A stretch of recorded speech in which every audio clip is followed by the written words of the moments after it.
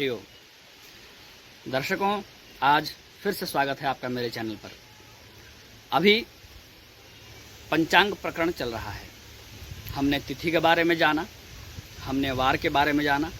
अब आज हम जानेंगे योग के बारे में। योग, कौन सा योग? यह प्रश्न जरूर मन मस्तिष्क में उठेगा।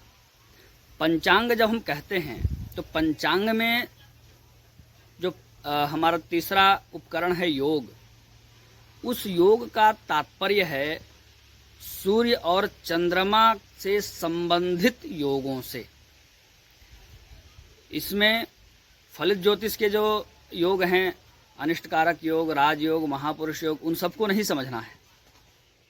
इस योग का तात्पर्य है सूर्य और चंद्रमा के सम्मिलन से या सूर्य और चंद्रमा के संबंध से जो स्थितियां उत्पन्न होती हैं उनको समझना है।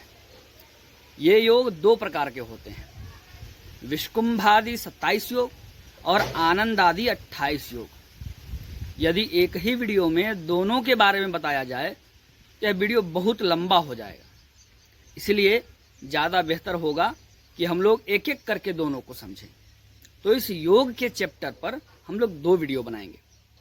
आज हम समझते हैं कि विष्कुंभादि 27 योग कौन कौन से हैं और वो कैसे बनते हैं, उनको जानने का सूत्र क्या है, उनको जानने का फॉर्मूला क्या है। तो चलिए शुरू करते हैं। विष्कुंभादि 27 योग, आज हम इनके बारे में पढ़ेंगे। विष्कुंभादि 27 योग कौन कौन से हैं और उनका क्या फल है। विष्कुंभादि 27 योगों के नाम इस प्रकार से हैं। विष्कुंभ, इसका अर्थ होता है विषैला, यह पहला योग है। दूसरा योग है प्रीति, इसका अर्थ होता है स्नेह। तीसरा योग है आयुष्मान, इसका अर्थ होता है दीर्घजीवी। चौथा योग है सौभाग्य, इसका अर्थ होता है अच्छी किस्मत वाला या खुशकिस्मत। पांचवा योग है शोभन, इसका अर्थ होता है शुभ। छठा योग है अतिगंड, इसका अर्थ होता है कोई बड़ी बाधा।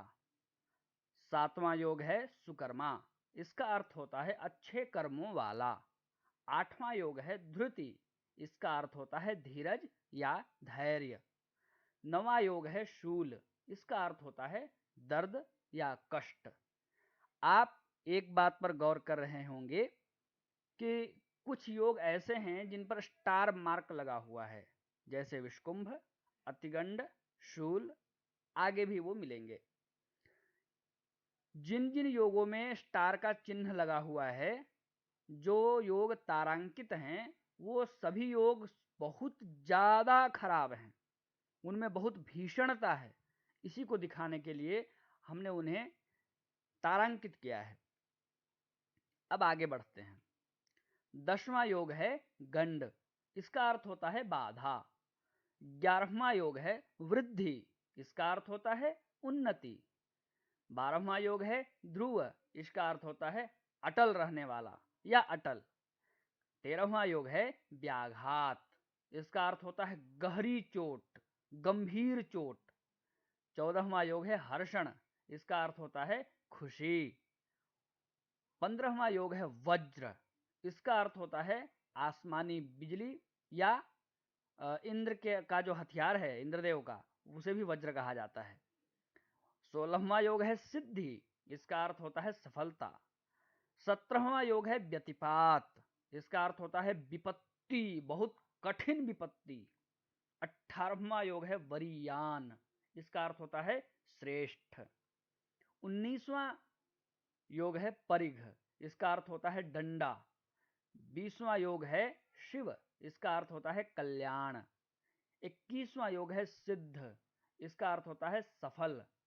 22वां योग है साध्य, इसका अर्थ होता है लक्ष्य। 23वां योग है शुभ, इसका अर्थ वही सामान्य है, शुभ। 24वां योग है शुक्ल, इसका अर्थ होता है सफेद। 25वां योग है ब्रह्म, इसका अर्थ होता है ज्ञान विज्ञान।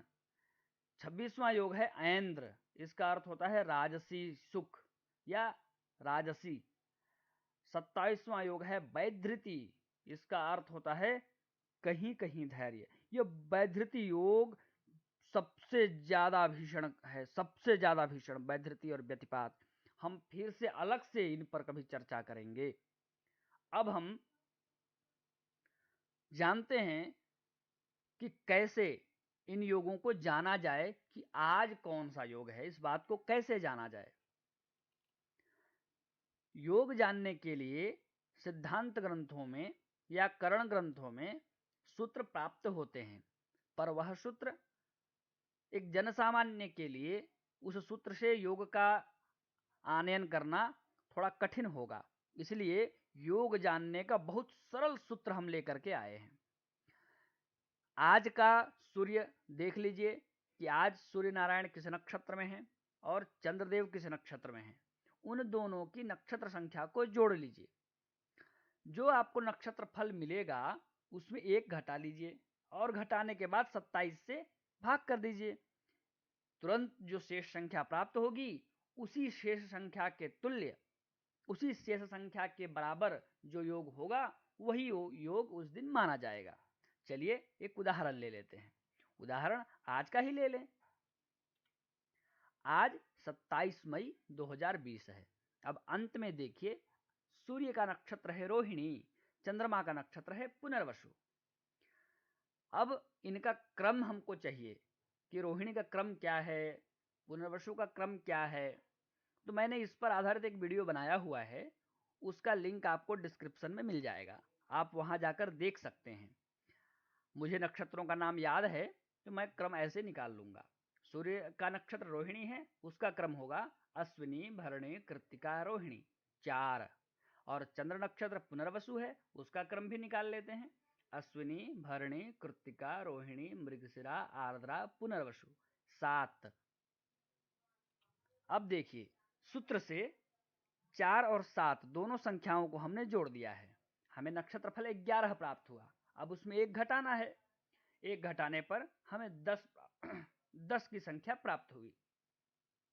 अब इस 10 को हम 27 से भाग देंगे तो 10 जो है वो 27 से भाग जाएगा नहीं, तो शेष मुझे 10 ही प्राप्त हुआ है। तो 10 प्राप्त होने पर हम फिर सारणी में देखेंगे तो हमें यह योग प्राप्त होगा गंड योग।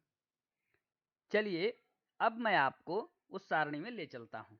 यहां गौर से देखिए, 10 नंबर पर गंड योग है, तो आज गंड योग होगा। कब तक रहेगा? जब तक पुनर्वसु है तब तक गंड योग होगा। जैसे ही चंद्रमा का नक्षत्र बदलेगा योग भी बदल जाएगा। तो इस तरीके से आप बहुत सरलता से आज का योग जान सकते हैं या किसी भी दिन का योग जान सकते हैं, यदि आपको सूर्य और चंद्रमा का नक्षत्र मालूम हो तो। अब एक मैं बहुत महत्वपूर्ण जानकारी आपको यहां और देना चाहूंगा कि आजकल शुभ, शुक्ल, गंड और वृद्धि इन 4 योगों में क्रांति साम्य रहा करता है। क्रांति साम्य का जन्म बहुत खराब माना गया है। मैंने अपने अनुभव में भी देखा है कि जो लोग क्रांति साम्य में जन्म लेते हैं उनके जीवन में बहुत बड़ी विपत्ति निश्चित रूप से आती है। चाहे तो उनको लकवा मार दे या कोई लाइलाज बीमारी हो जाए या दुर्घटना में अंग भंग हो जाए। ऐसा बहुत कठिन दुर्घटना, बहुत विभत्स दुर्घटना उनके जीवन में घटती है अगर किसी का जन्म क्रांति साम्य में हो। क्रांति साम्य जानना थोड़ा कठिन है, मैंने संकेत कर दिया है, कभी इस पर फिर से चर्चा करेंगे। एक बात यहाँ पर और हम सब समझ लें कि हम प्रतिदिन जब मुहूर्त निकालते हैं तो मुहूर्त निकालते समय पंचांग का शुद्ध होना जरूरी है। अर्थात हम जिस प्रकार का कार्य करने जा रहे हैं उसी प्रकार के कार्य के अनुरूप हमारा वार हो, नक्षत्र हो, तिथि हो, योग हो और करण भी उसी अनुरूप हो। तो जो यहाँ पर योग दिए गए हैं इनके लिए कहा गया है स्वनाम फलदाह स्मृताः। ये सभी योग अपने नाम के अनुरूप ही फल देते हैं। अगर आप किसी कार्य के लिए मुहूर्त के रूप में इन योगों को देख रहे हैं तो आपको यह ध्यान रखना चाहिए कि आप जैसा कार्य करने जा रहे हैं वैसा ही मुहूर्त हो। जैसे आप कोई विषय प्रयोग करने जा रहे हैं तो विषकुंभ योग आपको चुनना चाहिए। यदि आप कहीं मैत्री के लिए जा रहे हैं तो आपको प्रीति योग चुनना चाहिए। अगर आप कहीं आशीर्वाद इत्यादि देने के लिए जा रहे हैं या कोई उत्सव मनाने जा रहे हैं तो आयुष्मान योग होना चाहिए। ऐसे ही आप अपने विवेक से योग के नाम के अर्थ के अनुरूप अपने कार्य के लिए मुहूर्त में योग का चयन कर सकते हैं। दूसरा, जिसका जन्म हुआ है, जो जातक जिसका जन्म हुआ है, उसका जन्म किस योग में हुआ है वह देख करके उसका फल भी आप इसके नाम के अर्थ के अनुरूप समझ सकते हैं। जिनका जन्म शुभ योगों में होता है उनका जीवन बहुत अच्छा और सुखमय रहता है। जिनका जीवन अशुभ योगों में होता है वो जीवन में बहुत संघर्ष करते हैं, बहुत दुख पाते हैं। यह प्रत्यक्ष रूप से देखी हुई बात है। आप भी इसको जरूर आजमाएं और मैं पूरे विश्वास के साथ यह बात कहता हूं कि आप इस बात को कभी भी विफल नहीं पाएंगे। इस योग का जो फल है वो आपको 100% आपके जीवन में देखने के लिए जरूर मिलेगा। आप इसको जरूर आजमाएं, मुहूर्त के रूप में भी और अपने जातक फल के रूप में भी। दर्शकों, तो आज आपने जाना कि विषुकुंभ आदि 27 योग कौन कौन से हैं, साथ ही उनका जन्म पर क्या प्रभाव पड़ता है, उनका हमारे मुहूर्त पर, कर्म पर क्या प्रभाव पड़ता है, पंचांग में उनकी क्या उपयोगिता है और वो योग कैसे जाने जा सकते हैं, कैसे निकाले जा सकते हैं, उनका फॉर्मूला क्या है। हम फिर हाजिर होंगे अगले वीडियो में आनंद आदि 28 योगों को लेकर के। आप आनंद आदि 28 योगों को ढूंढ सकते हैं, उनका नाम पढ़ सकते हैं। उसके बाद जब आप हमारा वीडियो देखेंगे तो निश्चित रूप से आपको और अच्छे से वो समझ में आएगा, साथ ही आपकी जानकारी और सुदृढ़ होगी। हम फिर हाजिर होंगे। हरिओम।